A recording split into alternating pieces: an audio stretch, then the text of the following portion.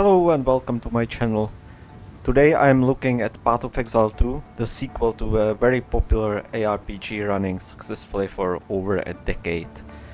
I will split this video into two parts, first providing a general overview and impressions of the game for people with no previous experience with Path of Exile, and in the second part making some observation on the changes made from Path of Exile 1. Just to set some expectations, I do have certain level of experience with the original game, but never in any hardcore endgame capacity.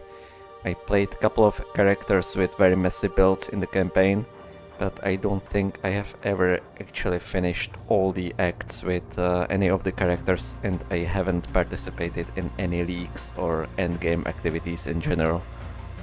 I'm also not sure if I will do so in Path of Exile 2, so this video is more about impressions from casual player who only just got through the third act of the story on base difficulty and hasn't reached any endgame yet. Let's first have a look at what the game actually is.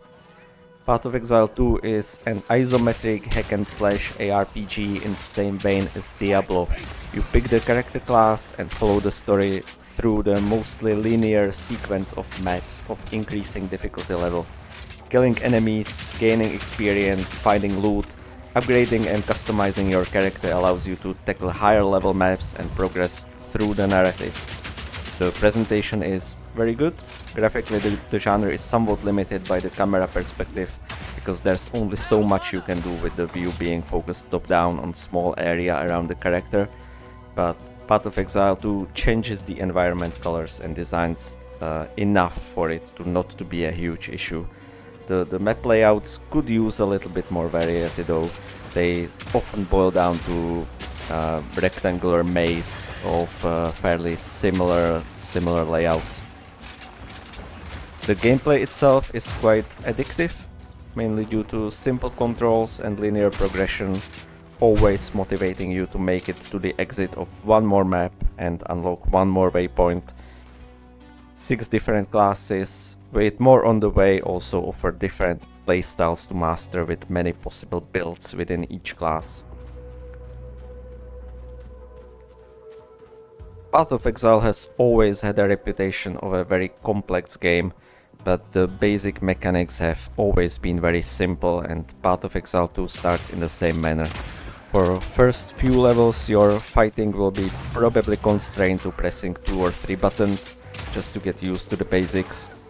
Any complexities of character building are introduced gradually, and even if some aspects like the passive skill tree still look visually quite daunting, they aren't as complicated as they seem. The character and the story progression is quite fast, so while the first few levels can feel like a slog, just few hours down the line you will be tearing through the maps and exploding everything on screen. It is currently still in early access and there are only 3 story acts so far. They are quite long though, and like in the original game, more acts are planned to be added later. The game showcases quite high amount of polish, but there are still areas that will require some work. One of those areas are the bosses. The design changes to the boss fights and the way enemy respawn works seem to be inspired by From Software games, but fail to provide the same level of precision and fairness.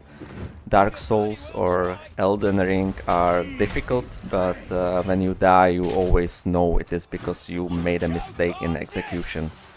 By comparison, Path of Exile in its current iteration has plenty of mechanics that are bordering on unfair bullshit. Many bosses have poorly telegraphed insta-kill attacks. The attacks often have small disconnects between animation and damage application, making you take damage outside indicated AoE range or before the attack visually lands, and so on and so on.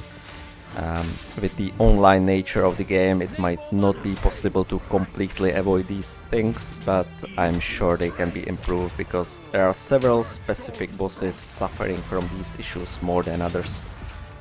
Another small issue is the visual clutter on higher character levels. Many effective builds rely on a high amount of elemental AoE, and with the insane amount of visual effects it can be quite hard to see the floor and the enemy AoE attacks. I'm not sure it's fully solvable, but small visual reduction in player-induced AoE might be helpful to add down the line. There are still obviously balance issues, all the usual complaints about melee characters being difficult to play, the minion builds being too strong and so on. I experienced some class balance issues myself, with my mercenary being far more painful to progress with compared to my witch. There will surely be plenty of balance passes throughout the early access, even if some fundamental issues like ranged characters being generally slightly easier to play with will probably persist.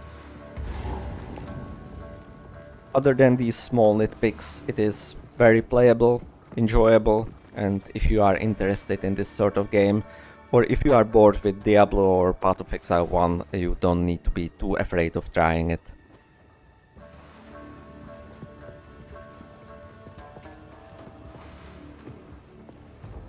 So how does it differ from Path of Exile 1? I would say there is one big change and then an array of smaller changes aiming at a common goal. The big change is related to control of the movement. When you create a new character, it starts almost identically to Path of Exile 1. You escape the execution, wake up in grey, bleak area with zombies and have to make it to the settlement. Even the first settlement looks like a copy-paste of Lion Eyes Watch from PoE 1. The difference is you can now pick between the classic mouse movement or new WASD movement.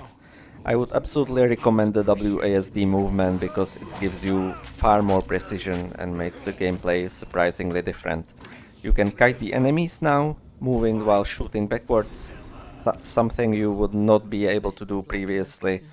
You can dodge with the spacebar and more accurately position your character while keeping the enemies under pressure.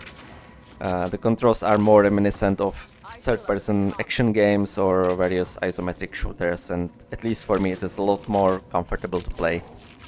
The rest of the changes could be summarized as a collection of smaller quality of life improvements. Remember the pointless portal scrolls? They are gone. Now it's just a button which doesn't consume anything. Identifying gear has also been simplified. Scrolls of Wisdom are still in the game, but only relevant if you are out of town. In the town you can always identify anything for free with the help of an NPC. I think the whole identification process could be scrapped completely, because it's pointless, but this is still better than nothing. The skill gems no longer require slots on the gear, with linkage to specifically colored support slots. Gems are now slotted within a separate window and there are no limitations on what you can equip, apart from the basic stat-related restrictions. The whole economy centered around colored slots and their links is gone completely, reducing some of the complexity which might be scaring of some fresh blood. The RNG aspect of the skill gem loot has also been removed because you are only finding blank gems and can choose to engrave any skill on them as long as the level of the gem supports it. The skill tree has also been trimmed a little bit and provides more obvious paths to upgrade your character even without consulting build guides. The respecialization has also been made very easy. Instead of rare orbs of regret, you just pay a little bit of gold, which you are getting constantly from killing enemies, or you could always get by selling loot. The map is now not only more visually appealing, it also provides extra details on the optional bosses and other challenges in each area with indication of completion. The narrative side has also been slightly improved, I think. The game explains things a little more naturally. Path of Exile 1 was a weird mix of cryptic nonsense and dense exposition dumps. Path of Exile 2 narrative is a little more balanced, with more information provided in digestible form and complemented by occasional cutscene in between each act. Hopefully the narrative quality will persist in later acts. The first game went a little bit downhill after Act 4 or so. Another change was made to the boss fights and enemy respawn. In the first game, players' death didn't reset the enemy status, so you could cheese the boss fights by repeatedly dying and running back to the fight, taking chunks out of the boss at a time. I never liked it, it felt cheap, and beating the boss this way never provided much satisfaction. At the same time, I wasn't strong-willed enough to manually restrict myself from abusing this mechanic, which is why I'm glad this is no longer the case in Path of Exile 2. Player's death now fully resets the boss fight, so you have to beat it fair and square, and the satisfaction of finally getting the boss down after 10 tries is indeed on a whole another level compared to Path of Exile 1. I don't think there will be many people complaining about this change. Or controversial change might be a respawn of all the common monsters on the map when you die, because it just gives you more busy work, but at least you can use it to level up a bit and maybe improve your character slightly when you are dying too often. In general, it's clear the studio took plenty of lessons from Path of Exile 1, collected a lot of feedback and tried to implement fixes to many common issues raised over last decade. Path of Exile 2 isn't quite perfect yet, but I do believe it's on a good way to be a superior experience to Path of Exile 1. I can't comment on the endgame of either title, but at least my experience with the story campaign gives me a lot of confidence, and looking at the crazy success of the early access release, I am sure they will have enough resources to take the game to the finish line. Anyway, thank you for watching. Let me know what you think about the game in the comments. Press the dislike button if you hated the video, and see you later otherwise.